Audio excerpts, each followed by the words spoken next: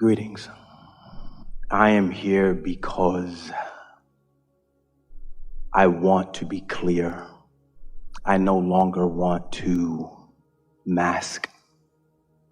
I was listening to one of the workshops on the internet, and this woman said, I knew who I was.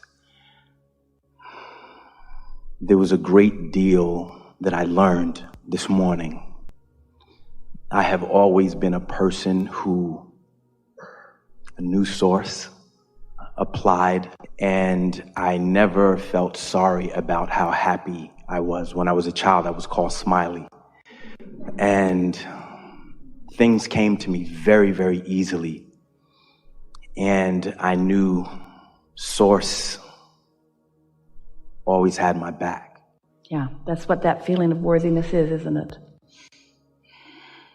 I grew up without my dad being around, and that position that I was in, having to become a man, was very strong in me. And I am also creative.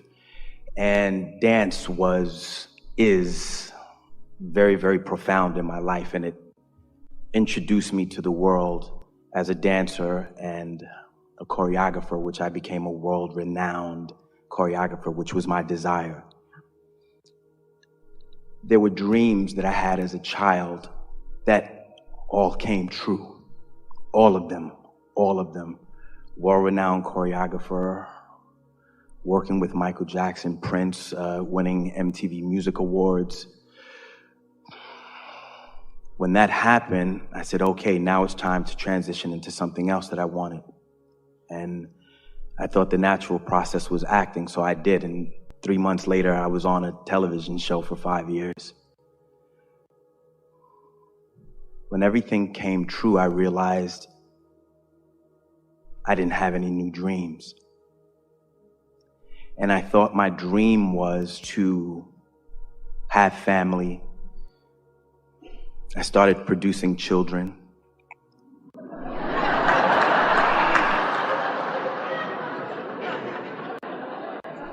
But my relationship didn't develop with the woman I had chosen to have children with. And I have always been a person who kept a positive perspective, and I was always, as this gentleman has said earlier, when I went to funerals, I didn't feel bad because I had never believed that they were gone. I knew that the energy, the spirit was still around, and I had many times connected. But for a person like myself who has the ability to speak to other people and assist them, I felt and feel alone a lot. And there are things that I want to do, and I feel this great power within me, and I've always tied myself to feeling bad about other people and trying to assist them, and it seemed somehow to always pull me down, and I felt and disconnected with Source for a long time. It's as if everything we've been talking about here today was specifically for you. We have a quick question. So you talked about feeling your power, that incredible feeling of, what was the word you used? Empowerment. And then you talk about that feeling of being alone. And we just want to point out, those two feelings never happen at the same time. That one feeling is because you're on the path in that moment, and the other is because you've stepped off of it. And now we're going to say something really blunt and bold again, and true. When in any moment you're choosing service of another rather than service of yourself, of choosing alignment first, that's when you get crossways off. And when so much of who you are has been flowing into your vortex for so long, even before you were born, when so much of it is there and there's such momentum on that path, The slightest departure from that kind of momentum is very uncomfortable. And that's what we mean by that. If you catch it in those early subtle stages. Well, sometimes in the early subtle stages, it does not feel so early and subtle. It feels really big, sort of like you've been really blindsided by something, you see. The thing that we most want you to hear, and that you're most ready to hear, because you're in that place of asking with such power, is that you have picked up along your trail, as has everyone, beliefs, some that fit with your path of least resistance and some that hinder it. And it's interesting to us how you had these dreams that you felt, and they were real, and you practiced them so much, partly because you didn't have much interference in a situation that many would call a bad situation, because there was not that parental guidance. It was parental absence of hindering. So your path was clear and your dreams unfolded, and they didn't just come true as in past tense. They continued to come true. They were coming true, coming true, coming true, coming true. It's always the case for you. Coming true, coming true, coming true, coming true. And the thing that you had going on then, that you had not cognitively identified, was that your dream was dominant. That's all. Your dream was dominant. So your dream was dominant about dance, and your dream was dominant about entertainment, and your dream was dominant about co-creating in influential places. You had clear energy about all of that until it came to relationship. Most people don't have clear path about that because they've been conditionally observing so many things that they have hindering vibrations relative to that. So then, so interesting, what kicks in under those conditions? So often you're going to follow your dream relative to dance, and nobody's going to talk you out of it. And you're going to follow your dream relative to business, and nobody's going to talk you out of it. And you're going to follow your dream. You're going to follow your dream. But suddenly you got somebody else that's in a co-creative experience with you, up close and personal. And now, maybe for the first time, for the first significant time in your life, you let that split your energy. Because now you've got this sucky death do us part thing going on, where you have these other beliefs that conflict with everything that was always working for you. What that thing was and is for almost everyone is, yeah, I'm supposed to give up what I know is right for me. We're not talking about long term. We're not talking about the big things. We're talking about this subject and this subject, this day, this conversation.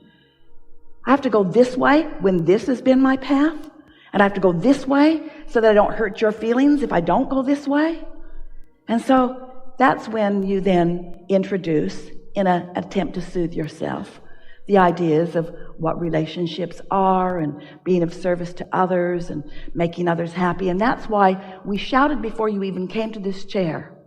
It backfires 100% of the time. Don't ask yourself to do what almost everybody thinks that you need to do, but that you know you can't do because you've proven it to yourself in every other way. Why doesn't it work this way? Because you're doing it different with this than with everything else. You let your energy get split. And the reason you let your energy get split is because that's what we're supposed to do as humans. Never mind what I want, never mind how I feel.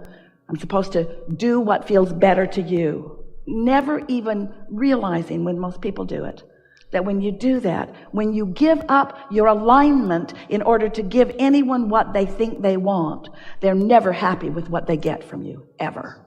Never, ever. And I realized that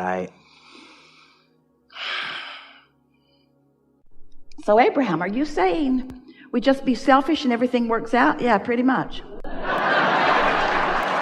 Because in your practiced alignment, you see, so you're on your path and you're on your path and you're on your path and you're on your path. Now, these beautiful family, they were all in your vortex too. Having a family and producing children was not off your path. That was on your path too. That's all on your path. So as you're going along and you're on your path and you're on your path and you're on your path and you're on your path, and then something happens that doesn't feel good, is it your job to bring yourself back to alignment. And here's the thing. This is the key for you. This is the answer that you're looking for. You're going to be able to do this easily because you've applied it in so many other areas of your life. We just need to tell you the genesis of manifestations. So there's a vibration, and law of attraction is adding emphasis to it. And the vibrations, whatever it is becoming more, because that's what law of attraction says. You're offering a vibration. And when your vibration and this vibration get in the vicinity of one another, law of attraction puts you together. So as you're deliberately reaching for alignment and reaching for alignment and reaching for alignment, looking for things that feel good, practicing that, you come into the vibrational vicinity of this, and now an idea occurs to you. And you can tell by the emotion that comes with it, the on the pathness or the off the pathness of that idea. So you feel it, you know it, can't explain it to anybody because they weren't there. You really had to be there. They weren't there. Try to explain it to them. That usually just diverts you from it. They weren't there. But you let it germinate. You let it get bigger and bigger and bigger and bigger and bigger. And as you do, it brings you more and more pleasure. It was a dream, you said. All those dreams brought you so much pleasure. You allowed the dreams to bring you pleasure. You didn't demand manifestations of those dreams right then. If you had, you'd have gotten off your path a long time ago, but you didn't. You allowed those dreams. Those dreams were allowed by you to continue to be what they were, and you continued to find a way to find alignment with them. Now here's the way it works. So there's the vibration. You're in the vibrational vicinity of it because you're in tune with it, in harmony with it. Now a thought occurs to you, and when it does, it explodes in you. You can feel it. You know the perfection of it because you know the pleasure of the idea. The pleasure of the idea. Let's start talking about that. The pleasure of the idea, the satisfaction of the idea. Those are harmonics, you see. So now, if you're able to stay in the quietness of your own alignment without bringing other people in who don't know, who weren't there, who weren't part of what built the vortex, who don't know, who lived other experiences, who will just complicate it. If you don't introduce them, then your path continues to get stronger and stronger and more defined by you and more irrefutable and more certain. And you just have this knowing. You have this clarity and this certainty. You just know. So now, manifestation occurs, and let's talk about the manifestation of this wonderful relationship. So this manifestation occurs.